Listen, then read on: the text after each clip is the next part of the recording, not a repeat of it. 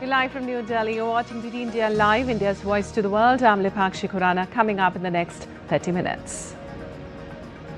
Prime Minister Narendra Modi to hold talks with Fiji Prime Minister Sitiveni Rabuka on issues of mutual interest in New Delhi. Visiting Prime Minister also to call on President Draupadi Murmu.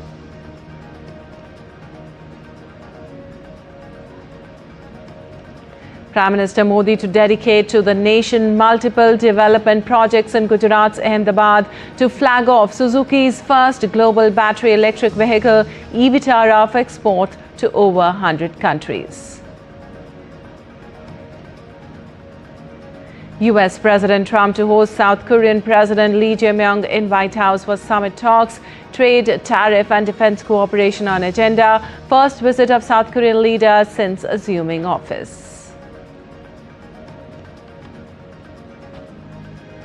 Typhoon Kajiki drenches southern China's Hainan Island. Businesses, public transit shut in coastal Sanya. Thousands evacuated in central provinces of Vietnam ahead of the expected landfall.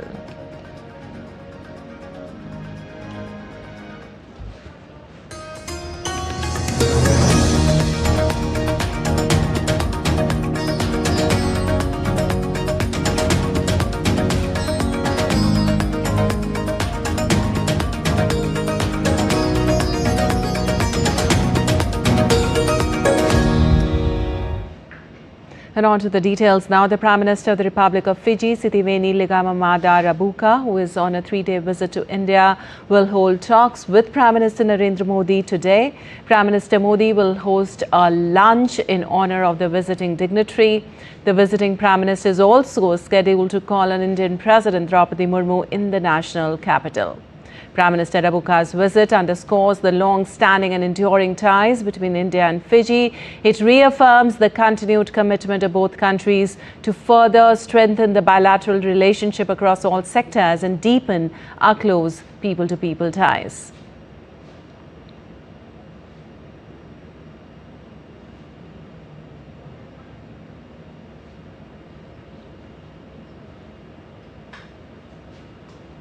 Early on Sunday, Union Minister of Health and Family Welfare, J.P. Nadda, met Fiji Prime Minister Sitiveni Rabuka. During the meeting, the Fijian Prime Minister was accompanied by the Minister of Health and Medical Services of Fiji, Ratu Atonio Lalabalavu, and other senior officials.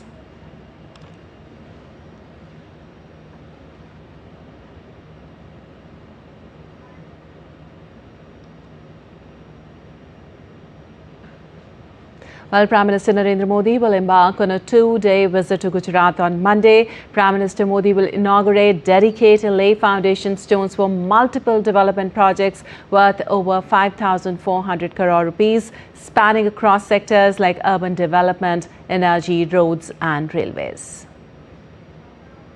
Prime Minister Narendra Modi will address a massive public gathering at Kodal Dham ground in Ahmedabad in Gujarat on 25th August. He will also inaugurate multiple projects aimed at boosting infrastructure, connectivity, and sustainable development across Gujarat. In the energy sector, projects worth over rupees 1,000 crore under the Uttar Gujarat Vij Company Limited will be inaugurated. These aim to modernize Gujarat's power distribution network. Gujarat की जनता को बहुत उत्साह है कि देश के यशस्वी प्रधानमंत्री जब भी गुजरात आते हैं तो खाली हाथ नहीं आते हैं, कुछ न कुछ भेंट सौगात दें, डेवलपमेंट की, विकास की भेंट सौगात दें और लोगों को देकर जाते हैं. PM Modi's visit will also give fillip to projects worth over rupees 1,400 crore in the railway sector, including the doubling of the 65-kilometer Mehsana-Palanpur rail line, gauge conversion of critical stretches, and the launch of a passenger train. In a faster way, people can go to the Rajasthan part and the North India part. Second is Kalol to Katosan. This line was earlier in the meter gauge. During 15 or 16, this has been closed. And the pace of making this, the contract of this was finalized in 23rd of December. And in a year time, it has been completed. the Prime Minister will also launch urban development initiatives under the Pradhan Mantri Awas Yojana urban scheme, improving slum rehabilitation, water management, and sewage systems across Ahmedabad. Prime Minister Narendra Modi's visit to Gujarat is set to give a new direction to the state's industrial and urban development. From roads to railways and from housing to electric vehicles, this visit of Prime Minister Narendra Modi is not only going to give benefit to the common people but also boost the state's economy. With camera person Lakshman Rajput, this is Megha Dev for DD India from Ahmedabad, Gujarat. And moving on, Chief of Army Staff General Upendra Dwivedi's unofficial visit to Algeria, marking his first overseas engagement since the success of Operation Sindoor. During the visit, General Dwivedi will hold high-level meetings with senior Algerian leadership. The visit underscores a shared commitment to deepening mutual understanding, enhancing cooperation in areas of common interest, and advancing bilateral defense cooperation between the two nations. Well, the visit highlights India's growing commitment to strategic defense partnerships and underscores the Indian Army's expanding diplomatic role on the global stage. The trip follows close on the heels of the recent visit of the Chief of Defense Staff of Algiers to India. And ADAPT, formerly known as the Spastic Society of India, has launched a new academic journal on inclusion and disability. The event was attended by several prominent dignitaries, including former Chief Justice of India, D.Y. Chandrachud. Launching the Journal of Inclusion and Disability, Justice Chandrachud called it a turning point in India's journey towards inclusiveness, linking medical advances with a vision for a just society. He emphasized that while India has strong laws such as the Right of Persons with Disabilities Act, what is most needed is a change in mentality to elevate persons with disabilities in education, public spaces and transportation. I think this journal brings together a combination of the lived experiences of persons with disability with raw data, science and rationality. So it combines knowledge with lived experience. And that's why this journal is so special. Well, preparations are underway to give a grand welcome to Group Captain Shubhanshu Shukla, who will arrive at his hometown Lucknow, Uttar Pradesh on Monday after his historic visit to the International Space Station. Shukla's immediate and extended members of the family are excited to welcome the astronaut. State's Chief Minister Yogi Adityanath will also felicitate Shukla on Monday in a grand ceremony organized by the Uttar Pradesh government under the Department of Science and Technology. Deputy Chief Ministers Keshav Prasad Maurya and Brajesh Pathak, along with several other prominent leaders, will also be present at the event. Although Shukla arrived in India from the US on August 17th, he's visiting Lucknow now after participating in multiple outreach events, including meeting Prime Minister Narendra Modi on August 18th. Well, Shubhanshu Shukla will also visit his alma mater, the City Montessori School, Lucknow, who has organized a grand victory parade to celebrate his achievement. Preparations are also in full swing in CMS to welcome their celebrated alumnus. An ambassador of India to Panama, Costa Rica and Nicaragua, Dr. Sumit Seth, met the Health Minister of Nicaragua, Dr. Ofelia Maria Villalobos, on Sunday. Promotion of Ayurveda in Nicaragua, scholarships and training and cooperation at multilateral fora discussed during the meeting.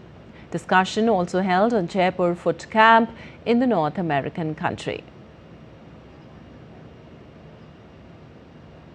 Well, to further strengthen ties between India and Nicaragua, the first Ayurvedic formulation registered in the North American nation.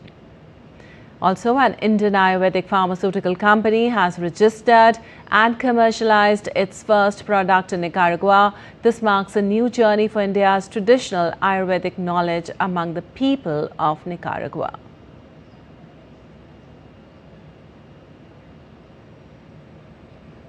And now let's take a look at other stories making news today.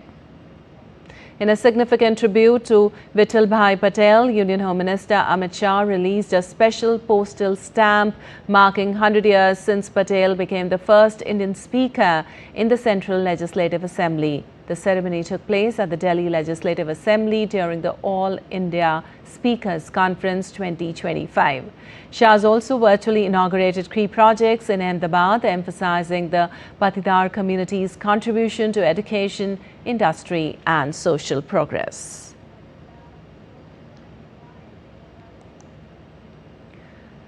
A Serbian expatriate living in India has initiated a grassroots cleanup campaign in Gurugram, encouraging people to take responsibility for the cleanliness of their immediate surroundings. A French living in India also joined the efforts, emphasizing the importance of personal responsibility in maintaining clean streets.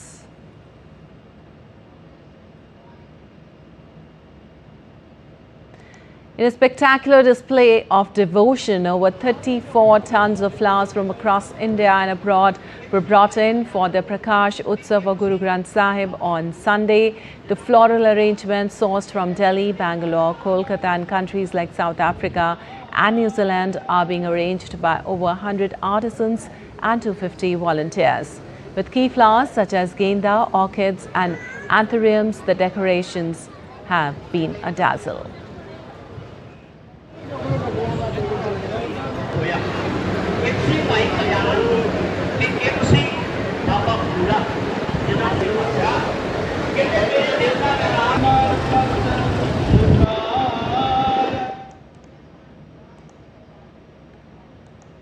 The first look of Mumbai's famous Rabuka Raja was revealed on Sunday just ahead of Ganesh Chaturthi. The idol, known for its beautiful design, represents the faith and spirit of the city. Every year, millions of people visit to seek blessings, making it a highlight of the festival. The unveiling marks the start of the celebrations in Mumbai. Lal Bokcha Raja continues to be the symbol of unity and devotion for the people.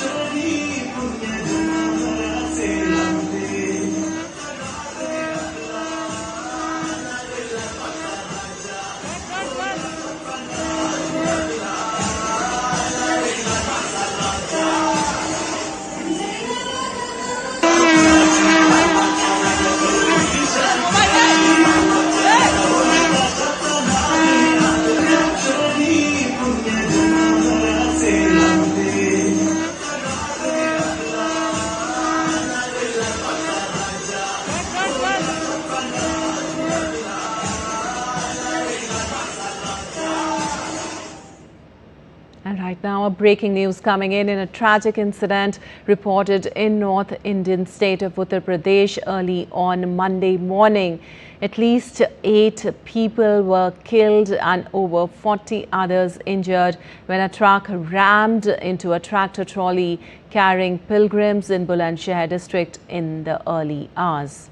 Well, the tractor trolley was carrying over 60 people who were travelling from the Rafatpur village in the Kasganj district to Jahar Peer in Rajasthan for a pilgrimage.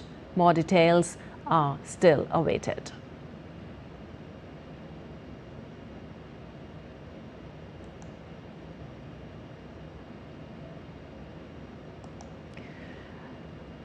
And as breaking news coming in, we'll tell you again in a tragic incident reported in North Indian state of Uttar Pradesh early on Monday morning.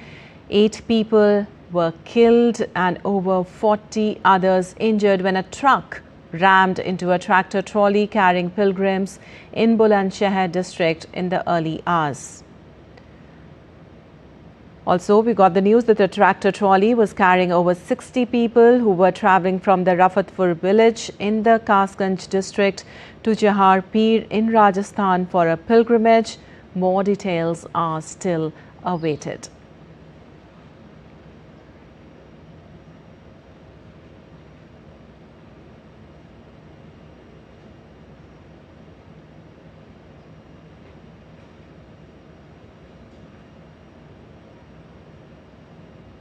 And still to come in this edition of DD India Live. Russia and Ukraine exchange 146 prisoners each in UAE-mediated swap, bringing long-awaited reunions.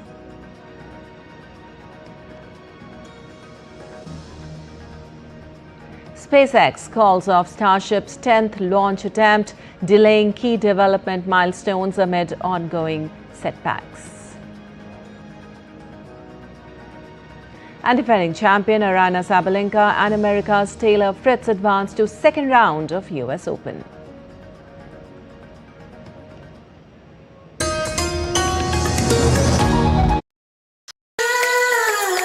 The land of forests, nature's hidden jewel. Jharkhand is a traveler's paradise. Get ready for a sensory extravaganza, complete with ancient traditions and world-class lifestyles, breathtaking scenic beauties and heart-stopping adventure.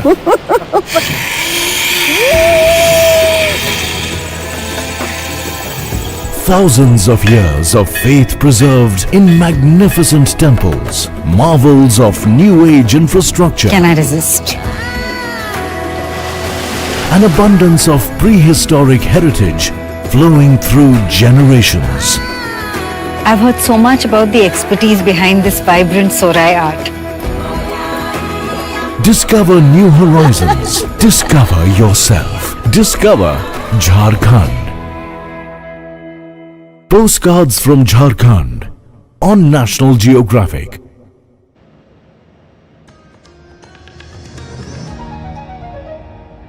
Welcome back. You're watching DD India Live. I'm Vipakshi Khurana. And moving on, South Korea's President Lee Jae-myung and US President Donald Trump will meet at the White House on Monday for the first summit talks. Lee wrapped up his two-day visit to Japan on Sunday with a meeting of lawmakers from the Japan-Korea Parliamentarians Union before departing for Washington, D.C. The Lee-Trump talks are expected to focus on follow-up details from last month's tariff deal, as well as sensitive issues including defense cooperation and the future posture of US troops stationed in Korea. The two leaders are also expected to hammer out details of the broad trade agreement that lowered the US reciprocal tariffs on Korean goods to 15% from 25% in return for Seoul's $350 billion investment pledges and other commitments. Well, after the White House talks, Lee will attend a business roundtable with top corporate executives from both countries and deliver a speech at the Center for Strategic and International Studies.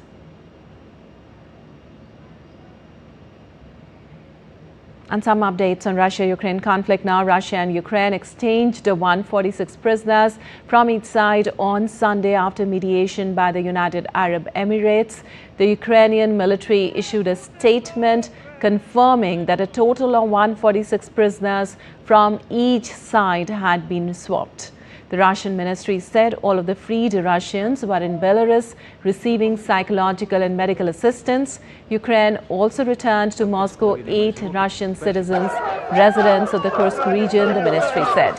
Ukrainian President Volodymyr Zelensky announced that the exchange had taken place but gave no figures. The president posted pictures of smiling returnees, saying most of them had been in captivity since 2022, when Russia invaded its smaller neighbor. Well, Zelensky thanked the United Arab Emirates for its role in overseeing the swap.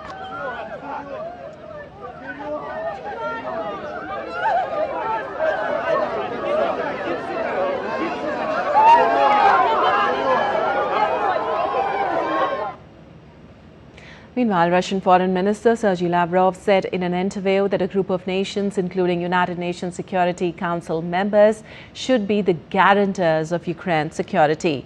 Lavrov said that Putin and US President Donald Trump had discussed the issue of a security guarantee for Ukraine and that Putin had raised the issue of the failed Istanbul discussions of 2022.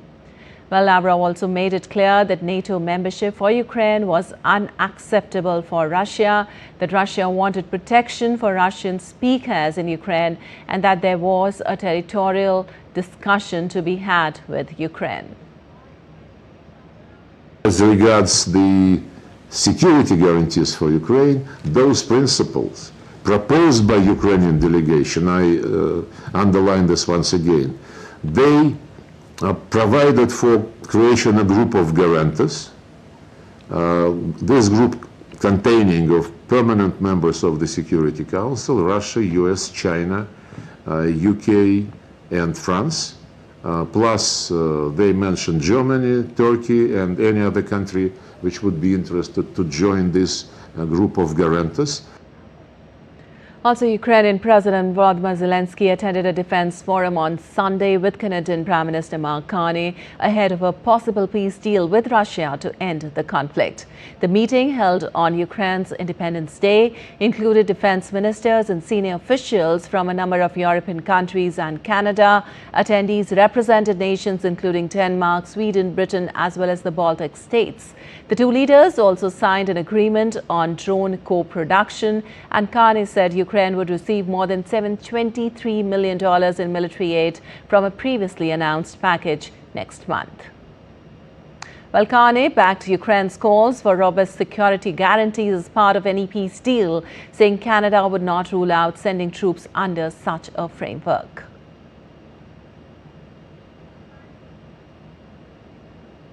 And moving on, Elon Musk, SpaceX on Sunday called off the launch of Starship's 10th mission from Texas over an issue at its launch site, delaying an attempt to achieve several long-sought development milestones missed due to bus tests ending in early failures. SpaceX did not say when it would make another launch attempt. Similar scrubs in the past have been resolved in a matter of days.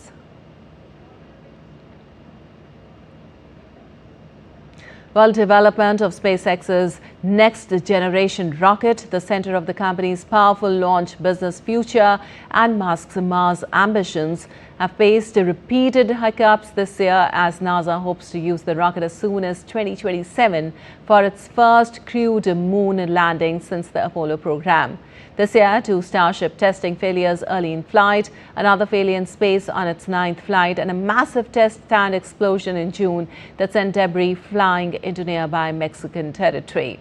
Those setbacks underscore the technical complexities of Starship's latest iteration, packed with far more capabilities such as increased thrust, a potentially more resilient heat shield, and stronger steering flaps, crucial to nailing its atmospheric re-entry, key traits for Starship's rapid reusability that Musk has long pushed for. And some global weather updates now. First up from India. Heavy rains battered Himachal Pradesh on Sunday, triggering floods and landslides, with 484 roads closed and forecast of heavy showers until August 30th. In Kulu's Sanj Valley, Garshala Nala overflowed as streams dumped silt and mud into homes, causing major disruptions. Kangra's Indore saw Bias River in full spate near Punjab's Pathankot, flooding roads and houses. Residents sheltered indoors as administration provided aid. The state capital, Shimla's weather department issued orange alerts for heavy to very heavy rain in 10 districts. Schools and colleges are closed statewide. With over 298 monsoon deaths reported, 500 routes have been blocked amid power outages. Enhanced activity peaks on August 26th and yellow warnings persist.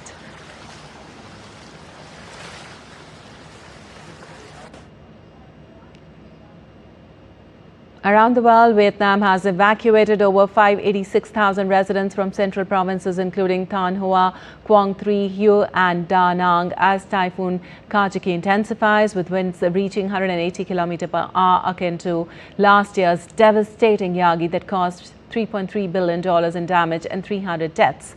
Typhoon Kajiki, which is expected to make landfall on Monday, is the 5th to hit Vietnam in 2025 and 13th in the region. It has brushed southern China's Hainan Island, prompting 20,000 evacuations and closures in Sanya, including businesses, transport and attractions amid up to 400 mm of rainfall. As Hainan faces heavy rain due to Typhoon Kajiki, risk of waterlogging, flash floods and geological disasters are heightened. The province has activated emergency response measures to ramp up prevention and preparedness efforts. Typhoon Kajiki has made landfall, threats with storm surges of 2 to 4 meter and heavy downpours, cancelling 22 Vietnam Airlines flights and others by wet jet. 7 provinces have banned boats, 60,000 vessels have been sheltered. It may weaken inland and is predicted to be impacting Thailand on Tuesday. And some sports news now. Updates from the first round of the women's single event of the US Open 2025. Defending champion Aryna Sabalenka began her campaign with a victory over Switzerland's Rabuka. Meanwhile, Emma Raducanu crashed Japan's Ena Shibahara to advance to the second round of the event. Raducanu clinched her first US Open match with win since her memorable 2021 triumph. Raducanu had made history at Flushing Meadows in 2021 by becoming the first qualifier ever to win a Grand Slam title. And moving on to the men's single event, last edition's finalist Taylor Fritz sailed through to the second round with an easy win over Emilio Nava. On the other hand, Ben Shelton progressed with a similarly comfortable victory Peruvian qualifier Ignacio Buse. Shelton and Fritz are spearheading America's hopes of a first Grand Slam men's single win since Andy Roddick's victory in the 2003.